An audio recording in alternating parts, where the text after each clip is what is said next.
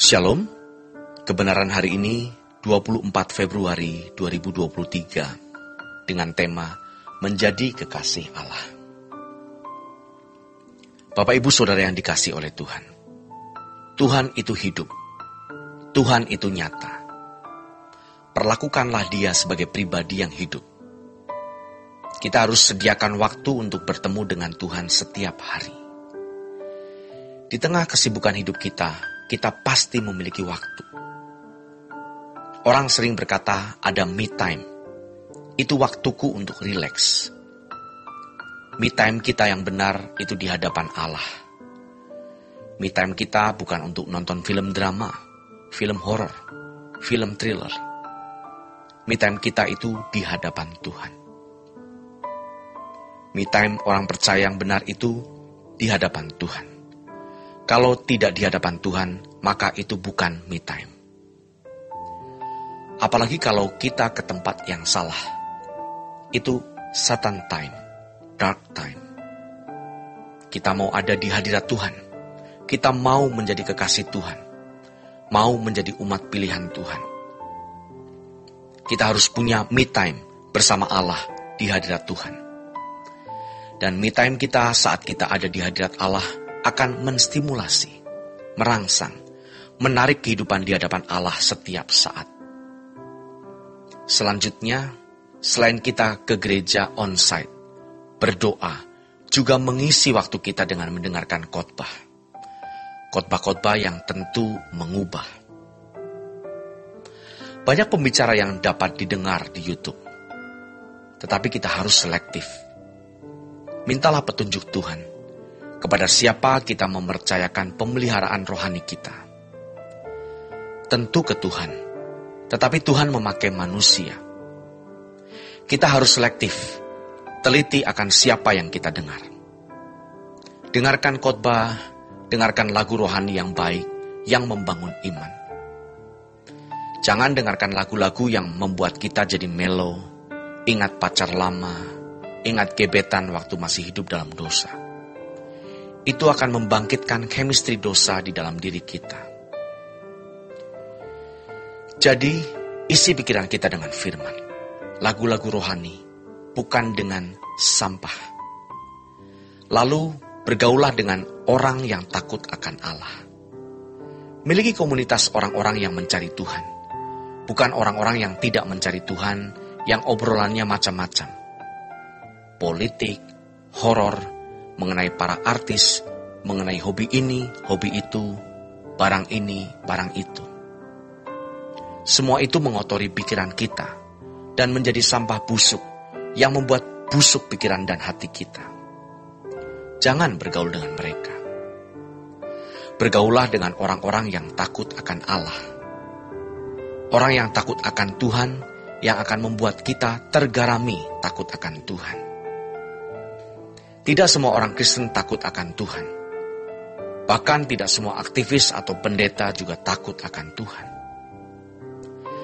Jangan kita berpikir karena dia aktivis, pelayanan jemaat, atau bahkan pendeta, kita bergaul biar mendapatkan input, masukan yang baik, insight-insight rohani yang membangun. Ternyata tidak. Memang asik kalau sudah kumpul. Yang dibicarakan itu kesalahan hamba Tuhan atau kesalahan pendeta. Apalagi kalau pendeta besar.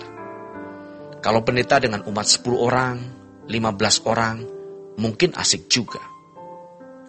Tetapi kalau pendeta yang jumlah jemaatnya banyak, pendeta yang besar, kita seakan-akan bisa menjadi ikut besar. Dan itu tipu daya iblis. Saudara yang terkasih, bergaulah dengan orang yang takut akan Allah. Walaupun dia bukan seorang pendeta, bukan seorang aktivis. Orang biasa, jemaat awam, bukan orang kaya. Tetapi ketulusannya, kemurnian hatinya bisa menulari kita. Kalau kumpul dengan orang-orang hebat karena hartanya banyak, kenalannya pejabat, boleh. Tetapi tidak semua mereka baik-baik. Kalau pengusaha biasa menipu orang, biasa kolusi dengan pejabat, itu artinya bengkok. Memang orang-orang seperti itu biasanya pintar menyembunyikan perasaan, menyembunyikan identitas. Diplomasinya tingkat tinggi biasanya. Tetapi spiritnya itu buruk. Kita mendapat impartasi spirit yang buruk. Senang bergaul dengan pejabat-pejabat itu bagus. Ada pejabat-pejabat yang baik, yang tulus, yang cinta rakyat, mengabdi kepada bangsa negara dengan baik. Tetapi tidak sedikit juga yang hatinya jahat, yang memeras orang, yang menyangkal, mengingkari sumpah jabatannya. Jangan karena dia seorang pejabat tinggi, kita merasa nyaman bergaul dengan mereka. Roh kita rusak nanti. Bergaulah dengan orang-orang yang membagi karakter ilahi. Kiranya kita juga memiliki karakter ilahi untuk bisa menulari orang-orang lain. Seluruh hidup kita harus diisi dengan usaha terus-menerus untuk hidup tidak bercacat, tidak bercela, hidup kudus. Hal inilah yang membuat kita menjadi kekasih Tuhan. Artinya bisa berjalan dengan Tuhan. Kalau kita serupa dengan Yesus, kita baru bisa berjalan dengan Allah. Allah berkata, "Kuduslah kamu, sebab aku kudus." Sering kita ini sembarangan mengucapkan kalimat, sembarangan bertindak. Bagaimana kita bisa berjalan dengan Allah kalau kita masih sembarangan? Orang-orang yang berjalan dengan Allah itu orang yang harus kudus. Kekudusan adalah kapital. Ini modal hidup kita. Allah pasti akan membela orang-orang yang sungguh-sungguh berjalan dengan Dia, menjadi kekasih-kekasihnya. Kita tidak berseru minta tolong pun, Tuhan pasti menolong kita. Kita tidak berseru minta tolong pun, Tuhan pasti pedulikan kita. Demikianlah renungan pada hari ini. Tuhan Yesus memberkati.